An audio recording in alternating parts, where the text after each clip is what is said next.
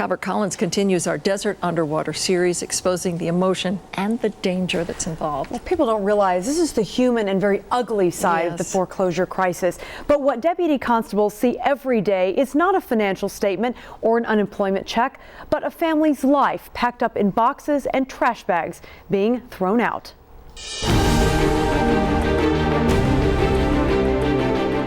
Good morning. How you doing? Okay, well, here's the thing.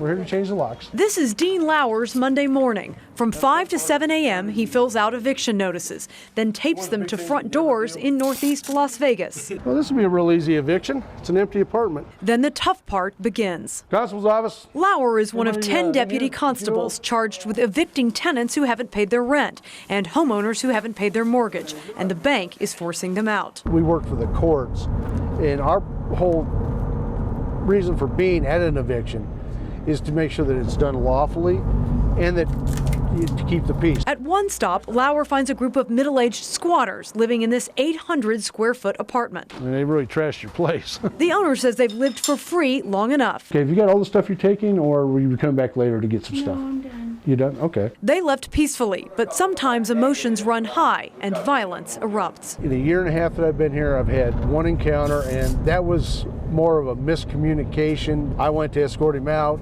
He became physical. We got into a little altercation. Deputy constables are required to be law enforcement trained. They carry a gun, taser, and baton. By law, 2 deputies are required to go to every foreclosure-related eviction. They have the American dream. They finally bought their own home, and now they're losing it because the economy. They lost their job.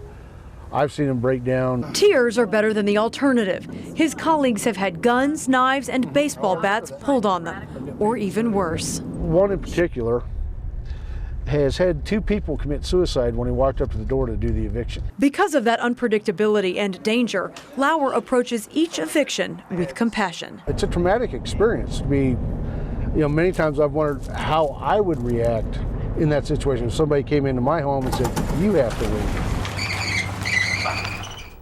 You can see a very difficult job. Now, the constable's office, interestingly enough, is not funded by taxpayers. They earn $7.65 per sheet of paper they file, whether it's a 24-hour notice to get out or an immediate foreclosure eviction. They are also on track to do 40,000 evictions this year. That's unbelievable. So sad.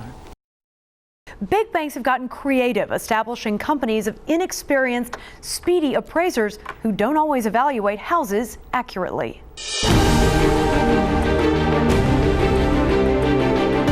just can't go on. You're stuck. A frustration felt by many homeowners trying to short sale. Gina Bryson is hoping the third time is the charm for her parents. Hopefully the bank will come in and we can get this out of limbo, because that's where it's been for a year and a half, almost 2 years. She believes the appraisal was trumped up, and that's why the bank didn't approve the short sale. Now we have a third entity involved in this whole appraisal value. Appraisers that are hired on behalf of the banks. Legally, appraisers cannot be handpicked by banks. In fact, the Home Valuation Code of Conduct and Dodd-Frank Act created a firewall between appraisers and loan officers, so there's no bias. But bank subsidiaries have created appraisal management companies, so they can take a cut of the appraisal fee. The way that they assign the work is not always based on competency or experience. Their assignment criteria seems to be based more upon turn time, speed, and fee, how much they can charge and how much they can make on the spread. Lenders are required to use appraisal management companies for Fannie Mae, Freddie Mac, and HUD loans, but not all loans. Appraisers, on the other hand, don't have to work with AMCs if they don't want to. Well, if we're objective, then the people who are making the decision to whether or not to lend money, they know that there's no bias one way or the other, and they can feel confident in lending based on the collateral, the credit, and the capacity and the character of the borrower. Still, realtor Amelia Keene has seen appraisals come in low, which she believes is so banks can get houses off their books. You're going to have to start dropping the price because you're not going to get an offer. They're going to start taking the offers that are lower. So that's part of the problem, is the dragging down of the value. Contrary to popular opinion, banks are not asking us to bring these properties in low. nor are they asking us to bring them in high. What they're asking for is market value. Most appraisers have discovered over the years that they don't want to kill transactions. Gina Bryson hopes that'll be the case in this go-round for her parents. And they've been just stuck. It's like you can't even move on. Now, appraisers want you to know you can always challenge their appraisal back to the bank. You can also look up an appraiser's experience level or if any of them have had any sanctions. As we continue our investigative series, Las Vegas under desert underwater. Well, obviously unemployment has affected every part of the valley, but only half of this zip code's 35,000 residents are employed, which makes it obviously hard for many homeowners to pay their mortgages. Now, according to ForeclosureRadar.com, as of September, cumulatively 1,723 homes in the zip code 89031 had received notices of default, which is the first step in the foreclosure process. Banks took over a third of those and are reselling them at a huge loss. They say the faster you rise, the faster you fall. That's what happened to many zip codes in North Las Vegas. It's been among the nation's fastest growing cities for the last decade. And now it's a foreclosure capital.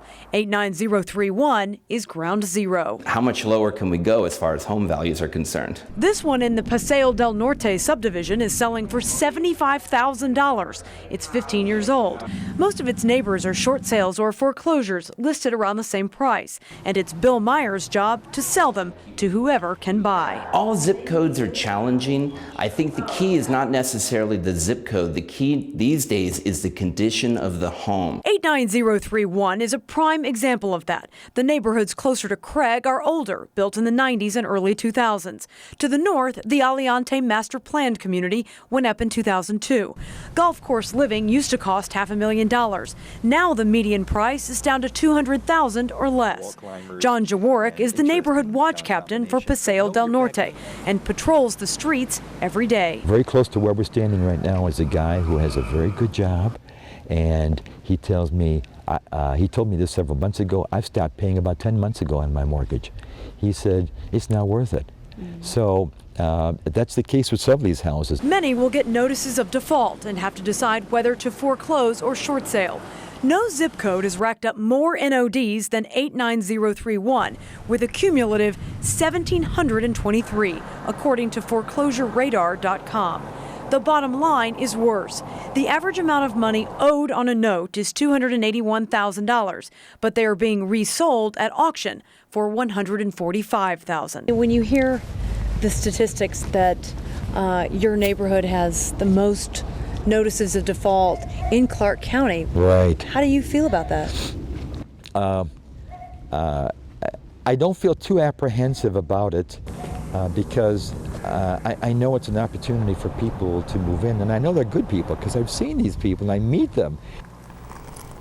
A lot of those people are renters as well, we should mention. Now, we looked at the data by volume, the number of notices of default, meaning houses that are in trouble. I also asked the city of North Las Vegas if they have any programs to help these struggling homeowners, and actually they don't. They only offer links to credit counseling services and housing agencies.